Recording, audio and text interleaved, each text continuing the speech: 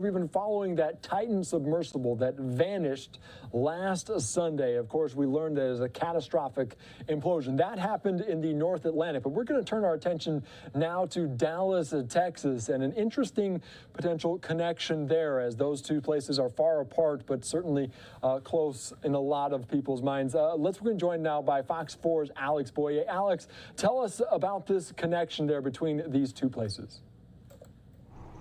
Yeah, absolutely. An unlikely one at that. I do want to first tell folks that investigators today did find the Titan's voyage data recorder, which of course is similar to like a black box that would be retrieved from a plane crash. You know, it's too soon to tell what will be retrieved, what information they will find on that recorder. The U.S. Coast Guard now leading the investigation into what caused the Titan to implode. And as you mentioned, a Dallas businessman actually said he had previously turned down an opportunity to go down on the Titan, citing his own safety concerns.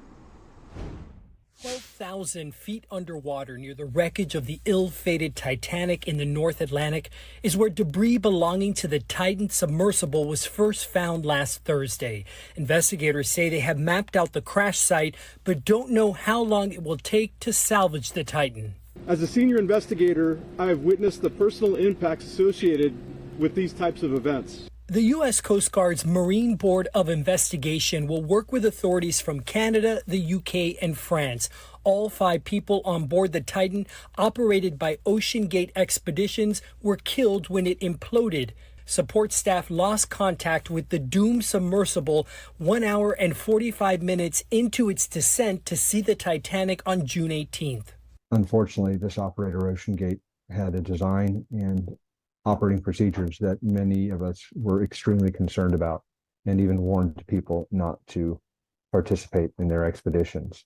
Victor Vescovo is a Dallas businessman and submersible pilot. He was friends with 2 of the victims, British adventurer Hamish Harding and French Titanic expert Paul-Henri Nargeolet. The Titan's unconventional design raised concerns well before the disaster. Safety experts questioned whether its carbon fiber hull could withstand the stress of repeated dives at incredible deep-sea pressure. The company also criticized the process of third-party certification, a common practice in the industry to make sure sea vessels meet the highest standards. My primary goal is to prevent a similar occurrence by making the necessary recommendations to enhance the safety of the maritime domain worldwide. Vescovo also knew OceanGate CEO Stockton Rush, who piloted the Titan. Vescovo, who is an experienced deep-sea explorer, said he declined a previous offer to go down in the Titan.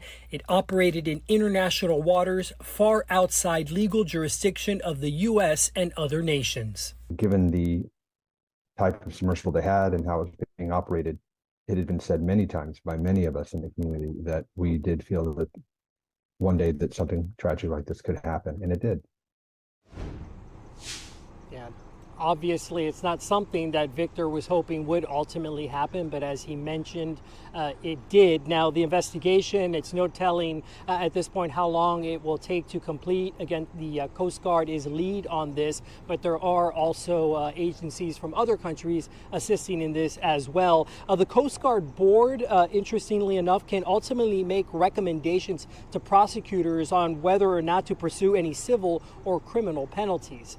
So, Andy, we'll just have to wait and see how this all plays out. Yeah, it's a story that had gripped a lot of people as we watched it here. And I think we've heard a lot of stories over the past few weeks about people that potentially could have gone on this submersible that didn't, including that Dallas businessman. Is there any maybe survivor's guilt from him?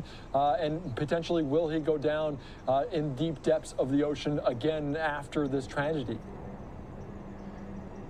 You know, it's interesting. I don't think for Victor there is any, because he said that he was always a very vocal opponent for the Titan just based on its technology, and said that he was very candid about the conversations he had with people not to go on the Titan itself.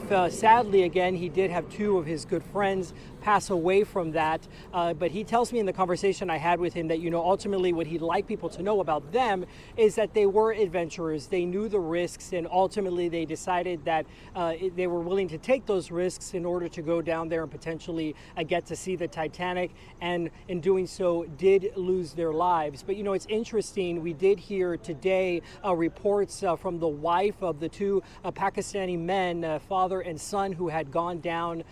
They were the other two men who died in this incident, and she had been on a support boat that was nearby on shore, listening to the Titan going down, and talked about how suddenly they lost communication at an hour 45 minutes into it. And of course she just had no idea what was going on, and just had waited to see what happened until ultimately she found out, of course, 8 days later, that it had indeed imploded, and that was likely when it happened. All right, Alex Boyer, thank you so much for your great reporting. As always, certainly a tragedy for all of those people, those 5 individuals, but also their close contacts, their family members, and much more, the Explorer community as a whole. We appreciate your time here on Live Now. Indeed, Andy, thank you. All right, thank you so much. And here are the 5 people one more time that lost their lives on this Titan submersible 8 days ago. It was lost at sea there. We ultimately learned that it did implode. This, according to the U.S. Coast Guard.